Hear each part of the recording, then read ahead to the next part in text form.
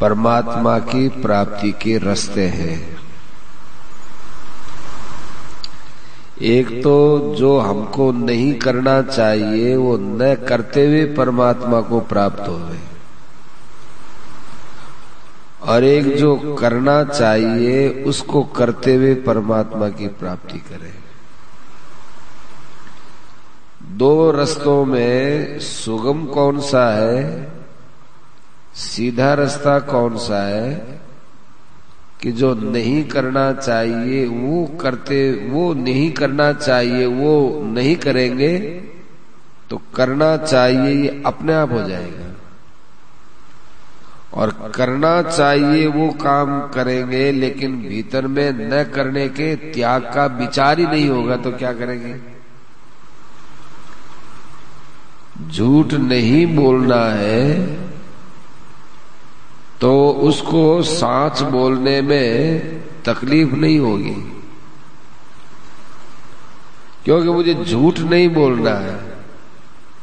सच बोलूंगा तो सत्य बोलूंगा तो उसको लगता है कि मैं झूठ बोलता था, अब मैं सच बोलता हूं।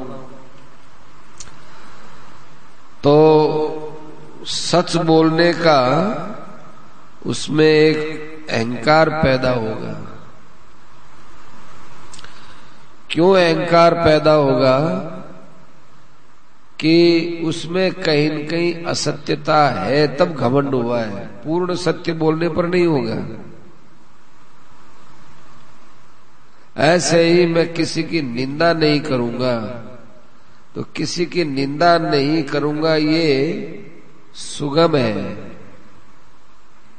और मैं प्रशंसा करता हूं तो प्रशंसा करना इसमें अभिमान आ जाएगा। किसी प्रकार का कोई दोष अपने में होता है तब गुण का अभिमान होता है। निषेध वाले साधन में त्याग की मुख्यता है, और विधि के साधन में ग्रहण की मुख्यता है। परमात्मा त्याग से जल्दी मिलते हैं, ग्रहण से परमात्मा का ज्ञान थोड़ा कठिनता से होता है। जैसे मैं राम राम करूंगा, बहुत अच्छी बात है। एक है कि मुझे कभी बकवास करनी नहीं है, फालतू निंदा स्तुति बकवास बिल्कुल नहीं करना है। तो राम राम करने वाला व्यक्ति जिस समय राम राम करेगा उस समय तो वो बहुत ही श्रेष्ठ है, बहुत बढ़िया काम कर रहा है, परंतु उसके बाद बकवास चालू कर देगा। लेकिन बकवास मैं नहीं करूंगा, फिजूल बात नहीं करूंगा, निंदा नहीं करूंगा, ये निषेध की तरफ चलेगा। उसके द्वारा नाम के अंदर स्वाभाविक रुचि पैदा हो जाएगी अपने आप ही कि भाई अब उस और करेगा क्या, वो वाणी का क्या उपयोग करेगा। निंदा करनी नहीं, बकवास करनी नहीं, भगवान का ही नाम लिया जाएगा। तो जो साधन अभिव्यक्त होता है, स्वाभाविक होता है, वो हल्का होता है, वो करने में सुगम होता है।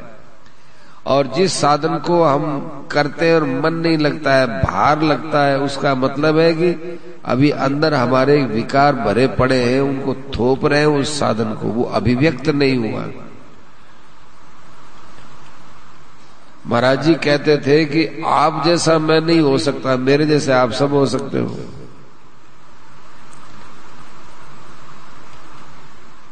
मैं अब कहां से तो मकान लाऊं, महाराज जी ने कही ये बात, कहां से मकान लाऊं, कहां से परिवार लाऊं, कहां से स्त्री लाऊं, कहां से बाल बच्चे लाऊं, कहां से पिता माता लाऊं, कहां से क्या लाऊं वो बताओ।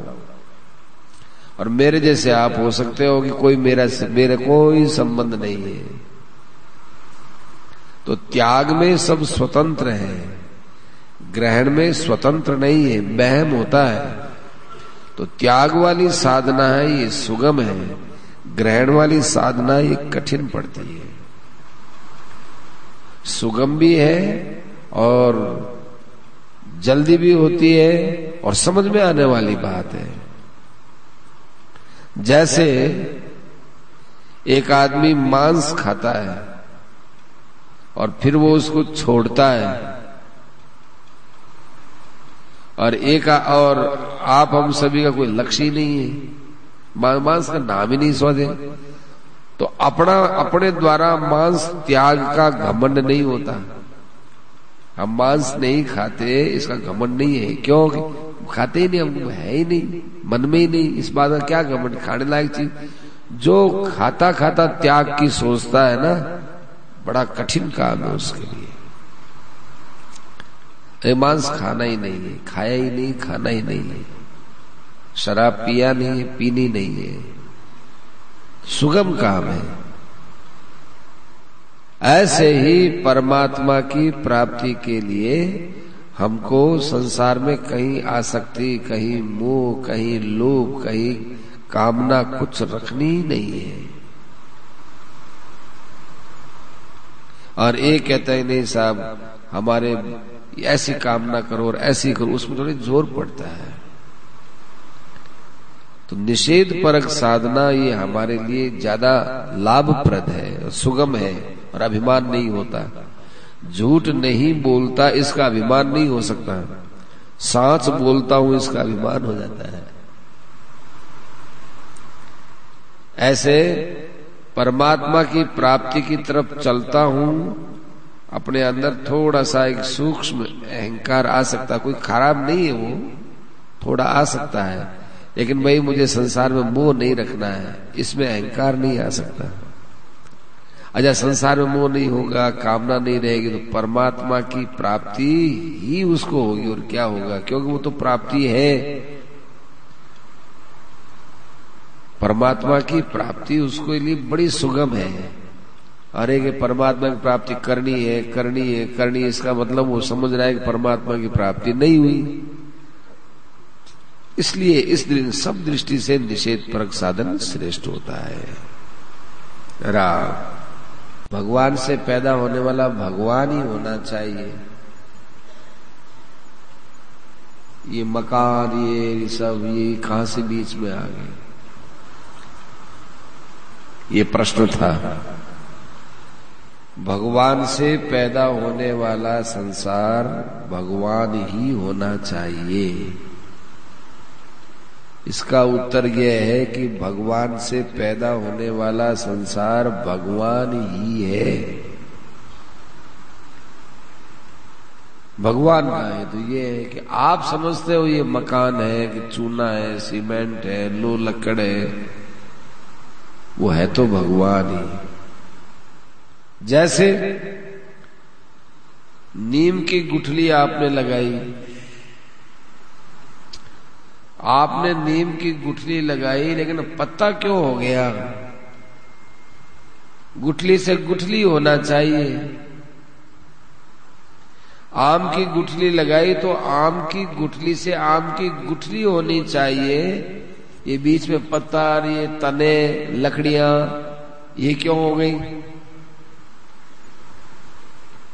ये कोई बात नहीं बनती। गुठली बनाई, गुठली से गुठली पैदा होगी, ये नहीं है।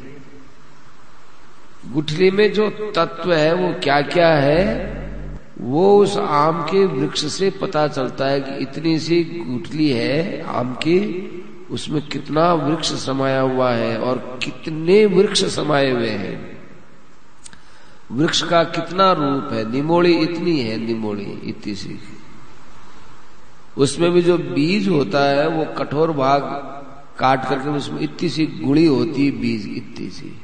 और नीम कितना बड़ा होता है। खेजड़ी है, खोखे में इतना बीज होता है, लेकिन कितनी बड़ी खेजड़ी होती है।